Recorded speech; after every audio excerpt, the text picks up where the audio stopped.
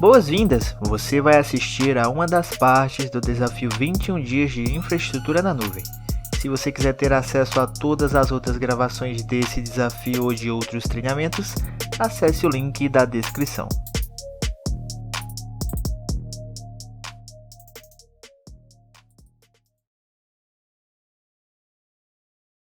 Legal, então aqui é uma calculadora, tá, time, que vocês podem utilizar para que vocês possam saber o custo estimado de algo que vocês podem utilizar, tá? Então existem vários recursos que vocês podem colocar para estimar custos, tá? Então, por exemplo, você tem um API Gateway, você tem aqui um RDS que vocês podem colocar, um CloudFront, CloudWatch, você tem o Cognito, olha só, tem bastante coisa aqui que dá para ser utilizado, ó. DiamondDB, o EQS, que seria... EQS aqui tem um custo um pouquinho mais elevado, tá? Ah, eu adorei o Kubernetes, eu achei da hora, aprendi o Kubernetes com alguém, vou botar um servidor com Kubernetes. Ah, qual o recurso que a empresa que você está utilizando tem? Ah, a empresa tem um sistema aí, quer montar o sistema com 45 mil reais.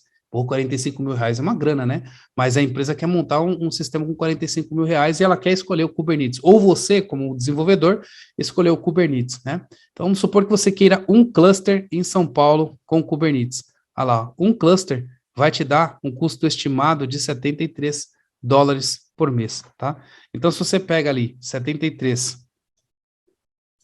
vezes 5, ó, você tem que falar para o seu cliente que ele vai estar pagando R$ 365 por mês para ele ter um cluster do Kubernetes, tá? E aí o seu cliente vai falar assim, mas por que eu tenho que pagar tudo isso, né? Eu já estou pagando 40 mil reais para fazer o software, ainda tem que pagar isso por mês? Aí você vai ter que saber explicar para ele, tá bom? Então, depende muito do tipo de recurso que o seu cliente tem para você utilizar, né? Ou você tem. Então, uma pessoa que normalmente está gastando 50, 100 mil reais, essa pessoa ela não quer pagar muito caro naquele momento num software na nuvem. Então, de repente, você não vai para um cluster do Kubernetes, de repente você vai ali para um EC2, para uma máquina mais pequena, menorzinha, né? Para que você possa iniciar alguma coisa. Depois, quando o seu cliente começar a ganhar mais dinheiro, aí você pode, no momento que tiver um pouco maior o negócio, começar a colocar recursos novos, tá bom? O Edu aqui, ó, bom dia, a configuração mostrada atende um sistema com mais ou menos quantos acessos? Boa pergunta, tá, Edu? Um servidor, assim, para você ter uma precisão, simplesmente assim, sem ser chute, tá? Sem ser chute, para você ter uma certa precisão de quanto que você precisa de recurso, a melhor coisa que você tem que fazer é você fazer um teste de carga, tá bom? Existem diversos recursos, um que eu utilizo é um chamado JMeter, tá? JMeter.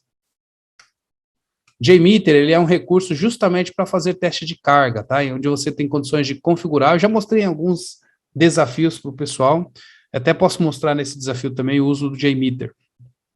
Mas ela é uma ferramenta na qual você tem condições de criar uma máquina na nuvem e fazer uma simulação de requests nela, onde você coloca 300, 200, 400, 500 usuários simultâneos para que você possa ali bater na sua infraestrutura na nuvem e saber o quanto que ela aguenta, ok? Na sua infraestrutura normal ou na nuvem, tá? Então, o correto de você conseguir estimar a máquina é você fazer um teste de carga, tá bom?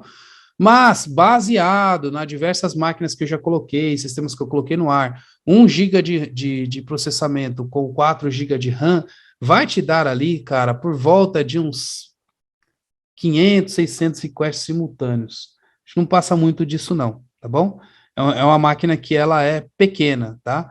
Então, assim, você não vai conseguir colocar, tipo, 2.000, 3.000 usuários simultâneos, a máquina não vai aguentar. E ainda depende do que você tem dentro da máquina, tá? Se você tiver um sistema que for um sistema estático, aí vai aguentar muito mais do que isso.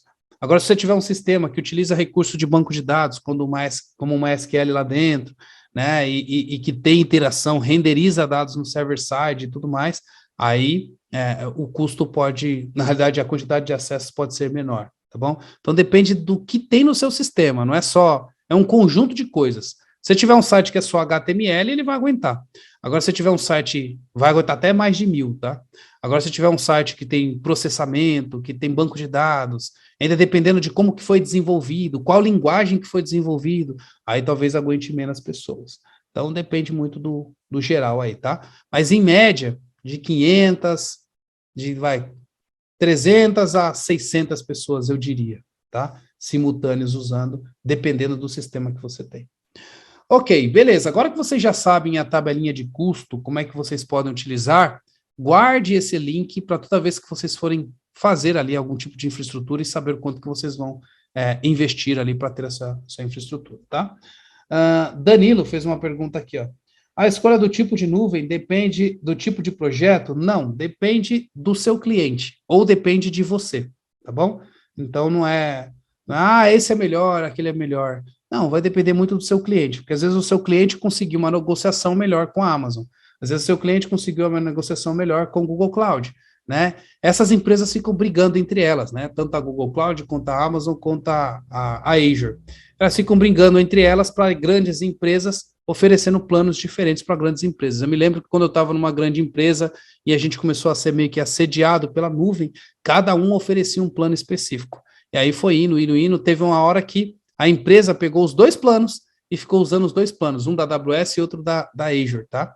Inclusive, existem algumas empresas grandes que eu dou treinamento que ficou inicialmente com os dois planos e aí depois mudou, tá? E aí agora só escolheu, por exemplo, a AWS.